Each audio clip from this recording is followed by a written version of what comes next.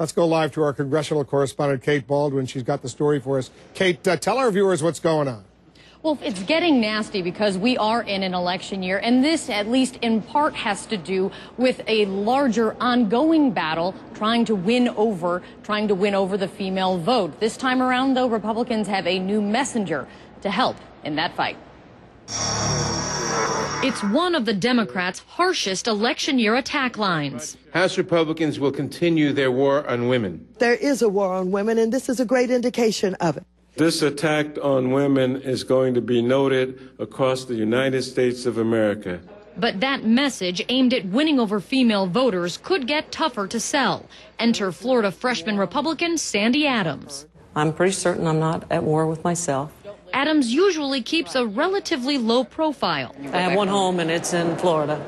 But she's stepping into the spotlight as the GOP face of the latest congressional battle over protecting victims of domestic violence. Why is it more than politics, more than policy, why it's personal for you? At an early age, I quit high school at 17 and joined the Air Force, married by 18. During the marriage, I had a little girl, and I realized really soon that my husband had a penchant for drinking, and when he drank, he turned very mean, very violent. So we set out on our own, just her and I, me with no high school diploma, no job, just our clothes. And we went out and I worked hard, and we made it.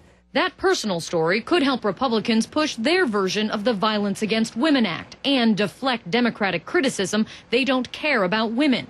Adams is the lead sponsor of the bill. The 18-year-old law has been renewed twice before with little controversy, but not so this time around. Senate Democrats have their own version, which extends coverage to more illegal immigrants and specifies the law include gay and lesbian victims. Republicans say that's unnecessary, that the law already covers all victims. Is this a war on women? No. And Congresswoman, why are Democrats calling this a war on women then? Politics. I guess it makes for good talking points, but it's not accurate. We are here trying to reauthorize a bill that would help all victims of domestic violence, and especially women. And while she condemns politics playing a role in the standoff, being at the center of it certainly doesn't hurt someone like Adams, who's facing some tough politics herself, up against a much higher profile fellow Republican in a fight for re-election. I've said all along, I want to reauthorize it. I do not want to politicize it.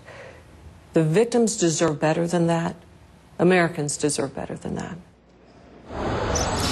Now, senior House Republican aides are confident that the House Republican version will pass when it comes to the House floor, which that will happen tomorrow. After that, then the House and Senate will need to hash out the differences between the two versions. And look, Wolf, both sides agree on the end goal here of renewing this law. But in an election year, the big question is just how long will they drag out this fight?